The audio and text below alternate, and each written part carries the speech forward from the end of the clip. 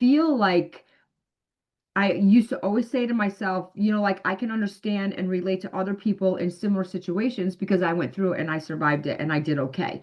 And so I would say it took me 30 years to realize I didn't love myself.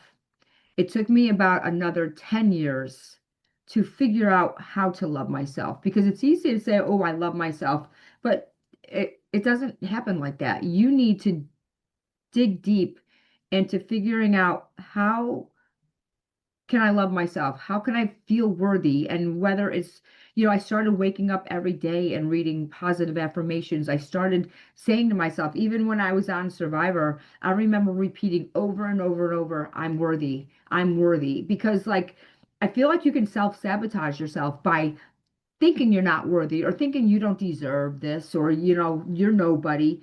So, I spent my life trying to, figure out how to put myself first. And that was a really hard thing to do because I spent my life putting myself at the lowest person on this pedestal.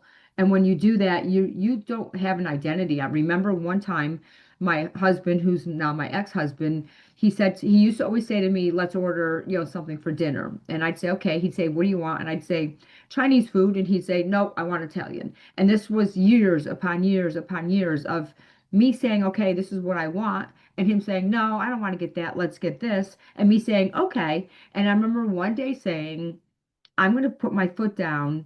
I have to prove to myself that I'm worthy and my choices are worthy. I know it's something small, but it's really hard to do when you never did that. And I remember saying, I want Chinese food.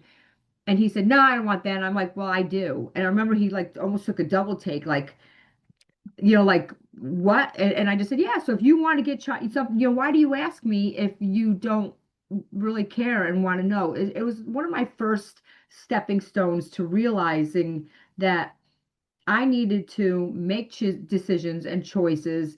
And it was really hard for me to do that. But once I started doing that and started realizing that I need to figure out things I want too, like at that point, I had no identity. So I didn't even know things I wanted. And I just threw out the Chinese food just to like stick to my gun because I felt like no matter what I would say, he would always say the opposite, and it was just like almost like a power control thing. So I started slowly taking my power back. Once I realized that I was starting to feel worthy and starting to want to find my own identity, that's when I just said, what do I want to do in my life as a career? I'd been a scrub tech for many years, which was a huge accomplishment, something that I really loved, but I had gotten divorced. I moved away from home. I moved away and I started fresh. So I gave up that whole medical industry. It was 13-hour shifts, very difficult. And then I remember thinking, I need to do something like something thrilling, exciting, because I am a thrill seeker. I like a challenge. And I ended up saying, I think I want to fly. And I literally wanted to fly helicopters. My goal was to be like a medevac helicopter. Like I could picture myself flying in on a huge accident on a major highway and medevacing the people out and everything. I ended up taking a discovery flight. I got in the helicopter. I was too short and too small to touch the rudders or to even see over the dashboard. And I remember the guy saying, well, you know what, maybe this isn't for you. And felt so defeated because I'm just like, but this was so exciting. And it was like a dream I wanted to do.